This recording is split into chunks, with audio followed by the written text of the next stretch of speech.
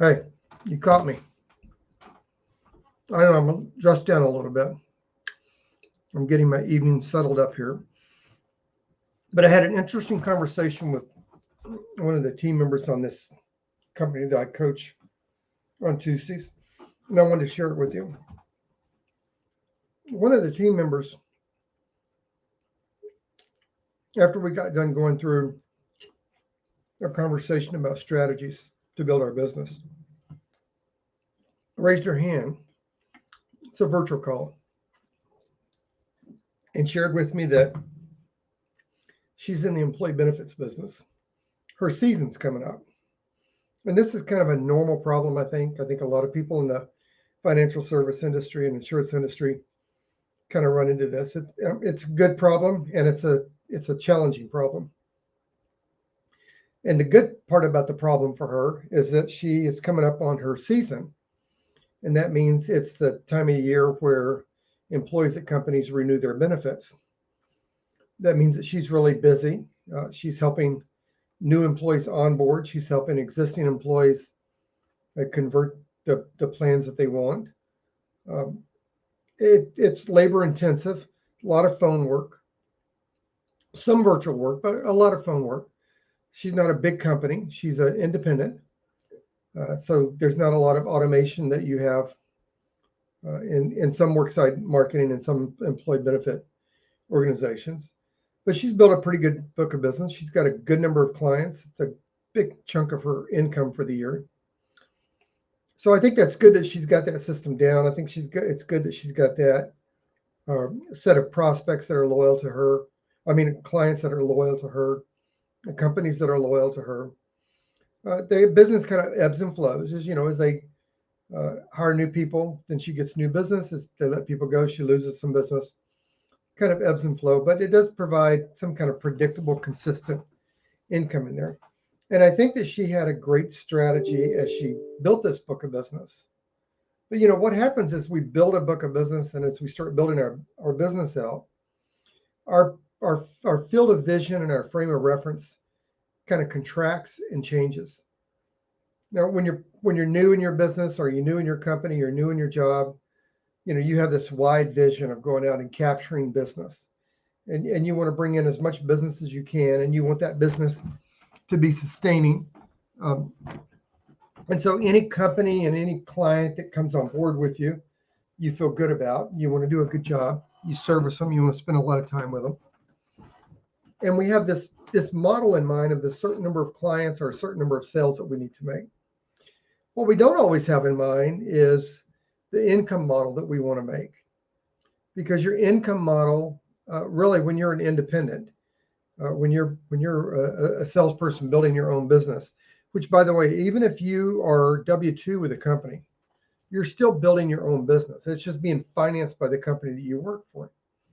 But when we have this income model, and I like math. I'm not good at math, but I like easy math. And so we have to start somewhere with a business model. And what I always advise salespeople to do is, take your income model that you want. So an easy math to me is $100,000 a year. Do you know what $100,000 a year is? Like if you want to make $100,000 a year, do you know? Type in the box there as we go through this, or if you watch this afterwards, and tell me if you knew before you heard the numbers, if you knew what it was, what it takes to make $100,000 a year. Because once you get your business model down and you know what it takes, then you know what marketing needs to match the activity necessary to generate that kind of income. And so what happens is you take with a long-term goal, in this case, making $100,000 a year, and you work it backwards to kind of determine what you need to do in order to get to that income level and to sustain that income level. Sorry, eating chicken breast and some peas is a little snack here before I end the evening. Um, so what is $100,000 a year? Well, $100,000 a year is $8,333 a month. It's $2,100 a week. It's $400 a day. So if that was going to be my income model, then what I know as a fact, numbers are numbers. What's great about numbers is they don't lie. They're not prejudiced. They have, they have, God, they have no ill will towards you. and they represent what is. So $100,000 a year to $8,333 a month, $2,100 a week, $400 a day tells me, as a salesperson, as a business owner, when I'm done with work. And so when you're done with work is when you made the $400 for the day. Because if you're more serious and curious about making that $100,000 a year, then you have to make that $400 a day. The other thing it does for you is it builds in discipline. And the reason it builds in discipline is if you don't make the $400 a day, you got to make how much tomorrow? Do the math. It's easy math. You got to make $800. If you don't make $800 tomorrow, the next day you got to make $1,200. And if you don't stay on that trajectory, then you won't make your $100,000 at the end of the year. Or you got to make up that money, which takes you away from other activities. But just follow with this, where I'm going with this. So $100,000 a year is $8,333 a month, $2,100 a week, $400 a day. See, I know that. I can say it like that because that was a goal years and years ago. When you hit that goal, you know that's what you need to do all the time, and then you build from there. I'm not saying that's all you should do. I'm just saying that could be a good basic model. So if you don't see yourself making $100,000 a year, maybe it's half of that. So half of that is what? It's about $4,150 a month. That's about how much? It's about $1,000 a week. And that means it's about $200 a day. So everything's cut in half. That's what I like about math. It's pretty easy once you get the formula down. So we want to make $100,000 a year. We know like we got to make $400 a day. So that means that what product or service are people buying? Not that you sell, not that you market, but the people are buying. They're paying money for. They have a problem. They want to solve the problem. They see your product or service as a solution, and they're willing to spend money to buy that. What is that? What is that product or service? If you look at your portfolio of all the products you have or all the services you have, what is it people are buying? Because I believe you should market what people buy. I know a lot of salespeople want to market the product that they think is good or has the best price, or this is what people should buy. But my counsel is to market what people buy. And then once you figure out what it is that people buy, then your next thing you have to figure out is where are those people and how are they buying it? So notice how we're starting to put together our marketing plans now. Our business plan was $100,000 a year, $8,333 a month, $2,100 a week, $400 a day. Now we figure out who's buying that.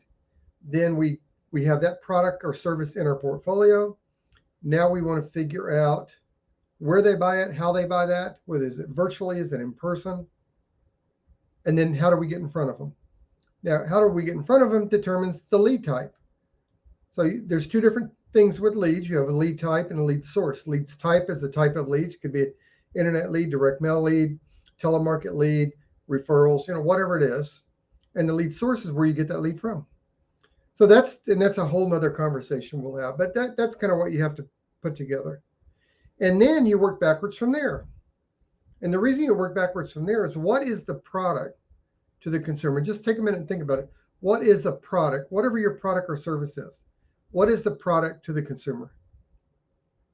Go ahead, I'll give you a second to think about it. What is the product to the consumer? Type in below and tell me what you think it is. What is the product to consumer? And I go back and read these comments, so I'll comment on it. Just go ahead and put it down there. I'm going to give you the answer. But put it in there and see what you think. What is the product to the consumer? Some of you got it right. The product, pardon me while I eat while we talk. The product is a solution. We think the product matters to the consumer. But I'm going to show you where the product matters. So the product is a solution. Here's my next quiz for you. What does a solution do? Go ahead, think about it. I'll give you a minute. What does a solution do? So the question was, what is the product to the consumer? We said it's a solution. The next part is, what does a solution do? Just go ahead and type in below, whether you're on Facebook or my YouTube channel or the Sales Hero private group on Facebook, which you can ask to join. What does the solution do? Well, you ready? I'm going to give you the answer. You ready? Woo-woo. Well, the solution solves the problem. So how do you know what problem someone wants to solve? I'm going to give you this one. You won't even have to think about this.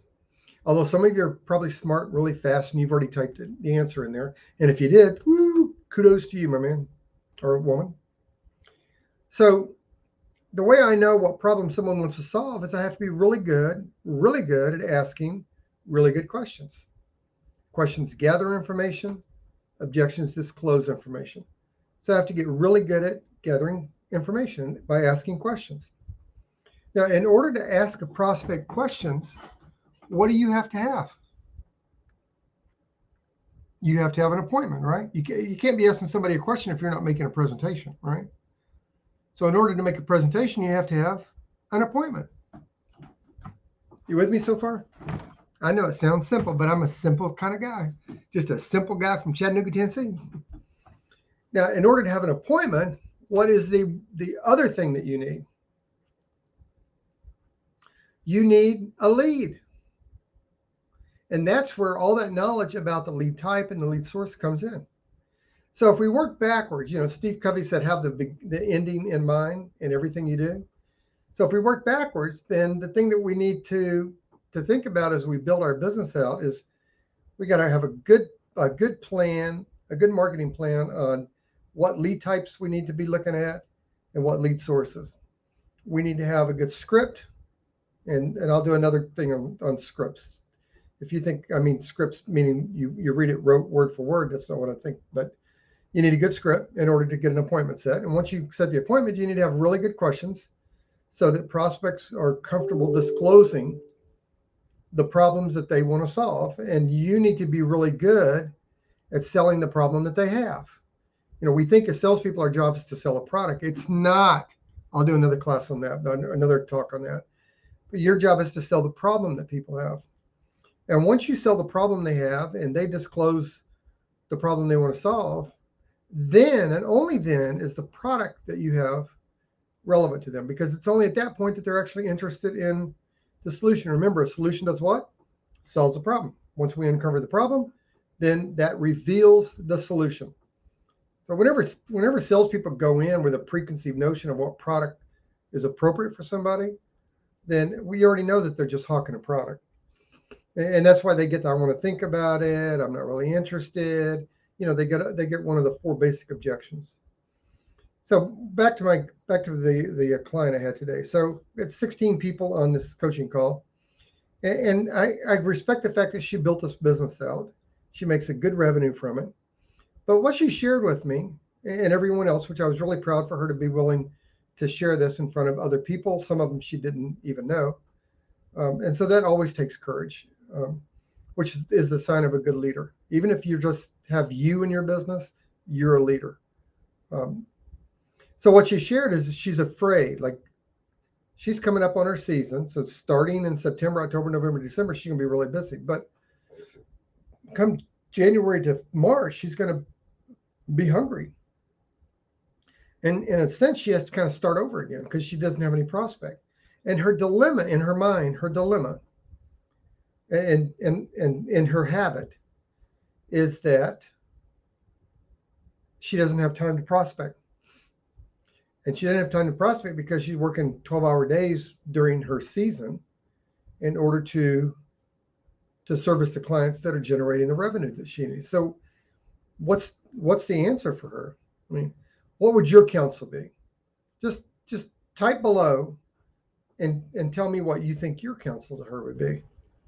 So during the season, she's really, really busy. She doesn't feel like she can even take an hour away to meet with somebody, particularly face to face. That her work is really labor intensive on the phone and drilling down into the plans people have and the things that they need and getting them signed up and making sure the employer is satisfied. I get all that. So what would you tell her in terms of marketing? Well, I'll give you a little bit of what I told her, and then I offer to do a free visit with her. I do that with anybody. If you go to lloydlofton.com and click on 15 minutes, 15-minute meeting. I meet with anybody for 15 minutes for free. And I'm not soliciting you to do that. I'm just commenting on that. So here's what I told her. I told her, used to years ago, when I worked out in the field all the time, particularly door to door, I always thought I was too busy to do stuff. And part of the reason I thought I was too busy to do stuff is because I wasn't really organized. I didn't have a business plan, and I didn't develop a marketing plan from that business plan. And then once I learned to develop a marketing plan, I didn't develop an activity plan to implement my marketing plan. So we've talked about a business plan: $100,000 a year, $8,333 a month, $2,100 a week, $400 a day. We've talked about that. We've talked about putting together a marketing plan. Who's buying your product or service? Where are they at?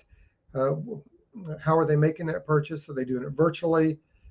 Credit card, how are they doing that? How do you get in front of them? Whether it's telemarket leads, social media, direct mail leads, referrals, however you're getting in front of them. And we talked about the tools you need to have in your sales repertory in order to engage with them. Now, the activity plan is a little bit different. The activity plan means how you manage your time.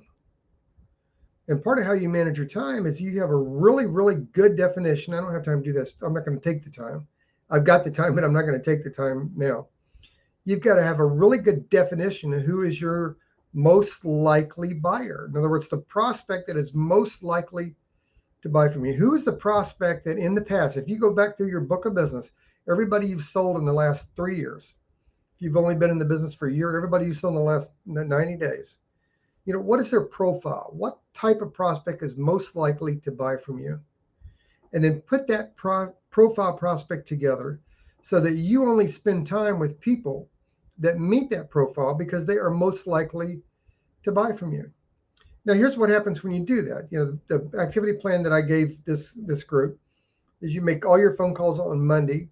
You schedule 15 appointments for the week, 5 on Tuesday, 5 on Wednesday, 5 on Thursday. You schedule your first appointment at the latest of the day you're willing to work on Thursday, which for me was 8 o'clock at night. And you work backwards. And you don't fill up Wednesday or Tuesday until you get Thursday filled up. And here's what that does. And in a short amount of time, because I'm not going to stay on this too long. I'll do more of this in other calls or other chats. So what happens is when you do that, and then Friday becomes your cleanup day.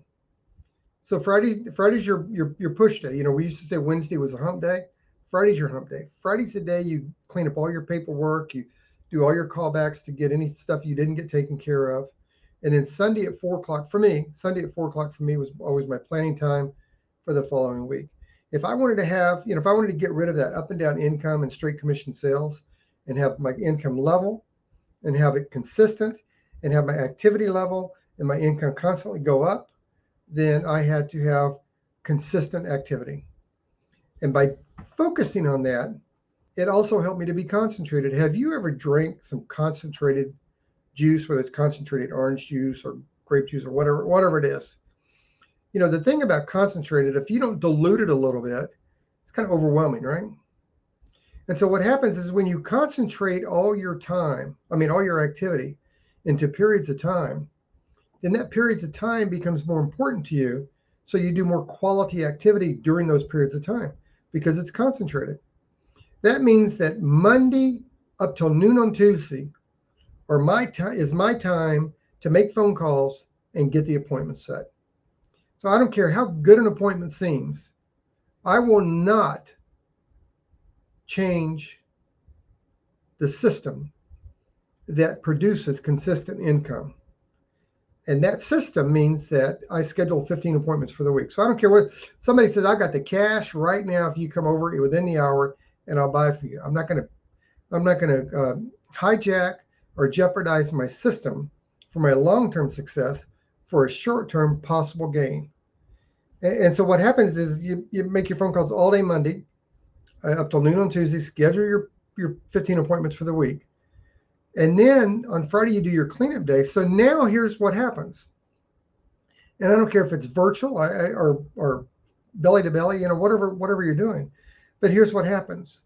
We get rid of that aroma around us, that smell, that scent, that we're hungry, that we need to sell, that we're desperate for it. We get rid of that scent. And the prospect no longer sees us as a product pushing, price hawking salesperson.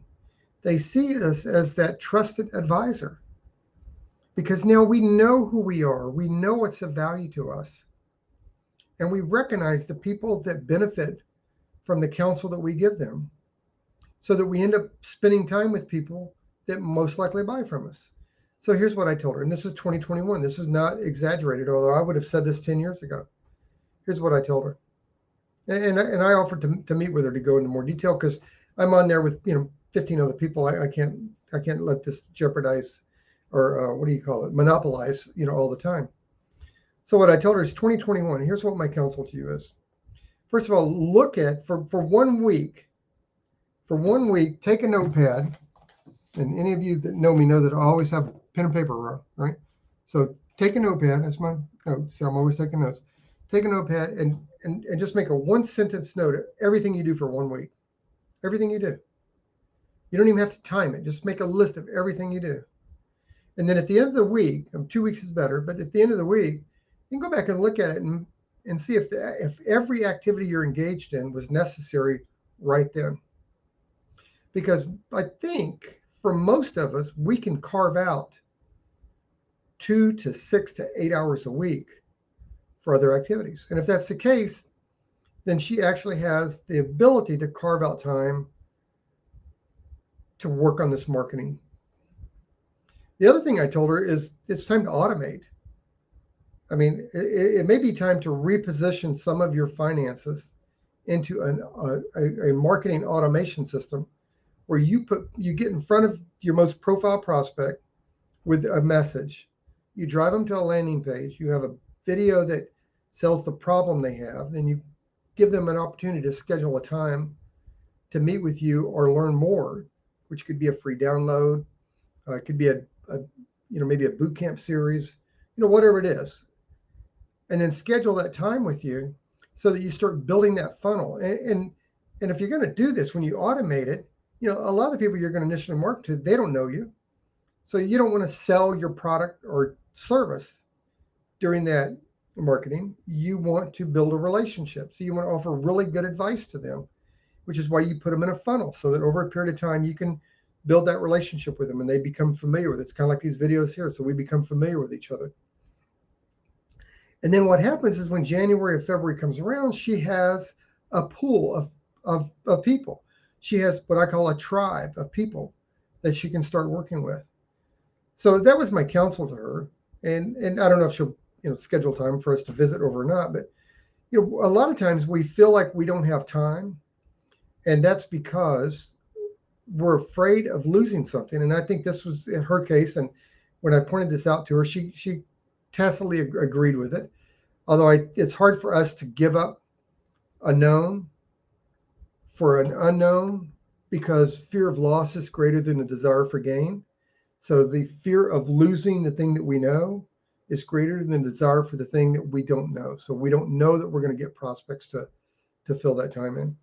And that brings me to my last point. We're really afraid of losing something we don't have. And within that context of losing something we don't have, the stepbrother to that is we're afraid of the success. So follow the irony of it.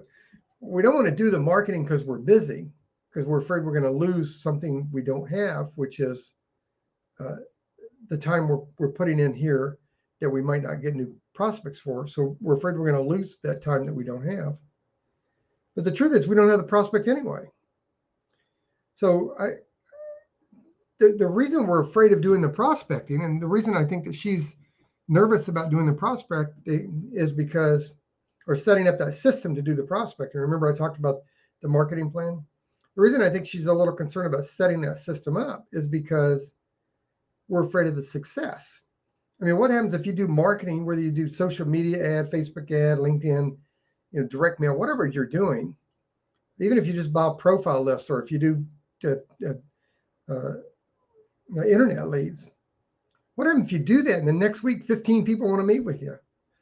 See, isn't that funny? I mean, I just think it's hilarious the way we are as human beings, the habits we get into, that we're afraid of starting the marketing because we're so busy because it might work. And if it works, we're too busy to take care of the new clients. And the reason I think it's so funny is because you don't have a prospect yet. You're afraid of starting something because it might work. So you don't want to start it in case you get something you don't have. I mean, the irony is just, it's hilarious.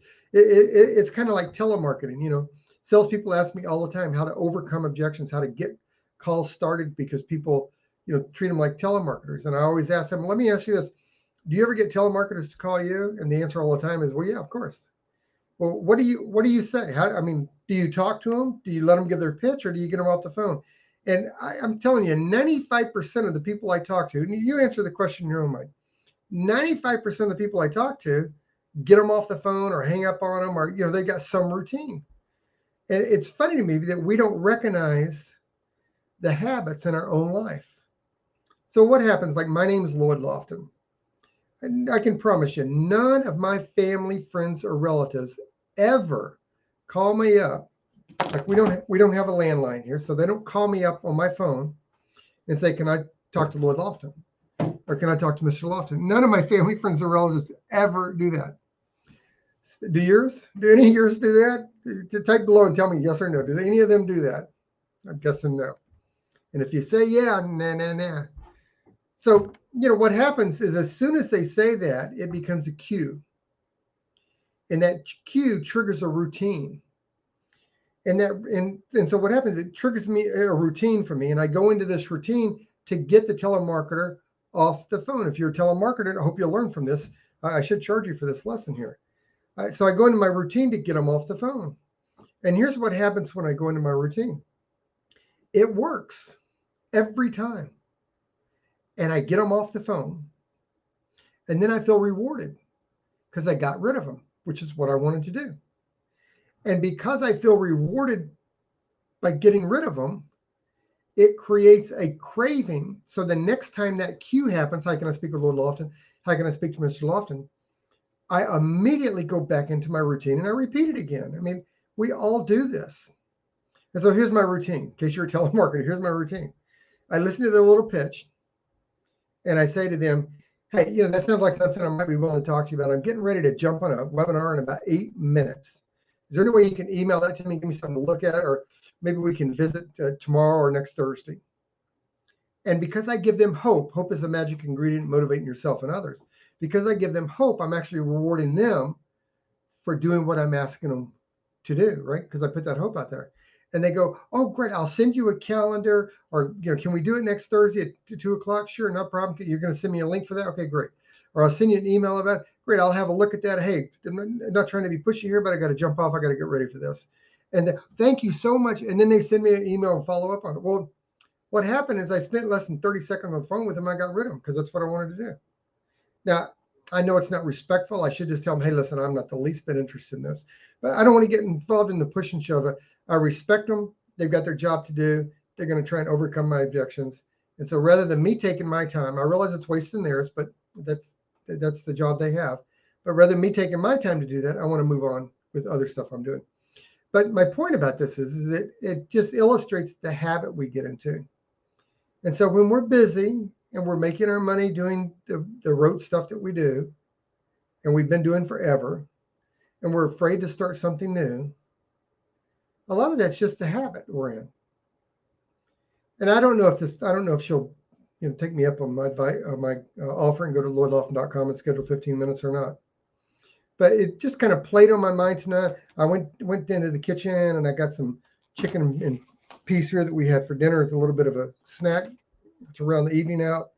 And I thought I wanted to kind of share that because, you know, those are the 3 ingredients to building a successful business. And you read all the time online about how all these people are killing it, you know, during the pandemic and stuff. And you see this stuff on TikTok and Facebook and Twitter and everything like that.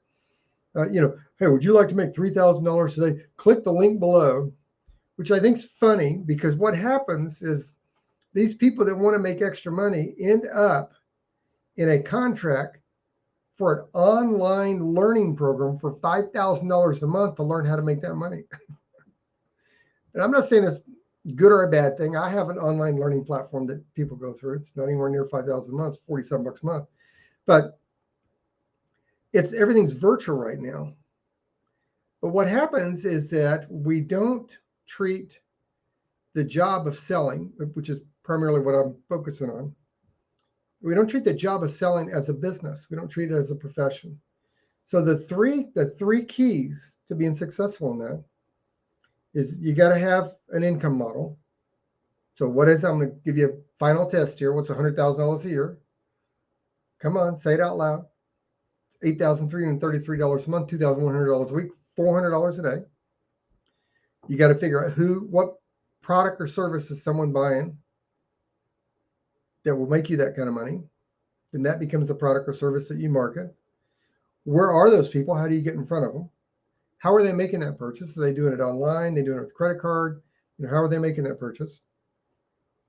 And the second part of it is your marketing plan. And that is your lead type and your lead source. And then the third thing is, what's your activity plan? How are you going to get in front of them? How are you going to manage your time? So that's the stuff I'm going to counsel her on.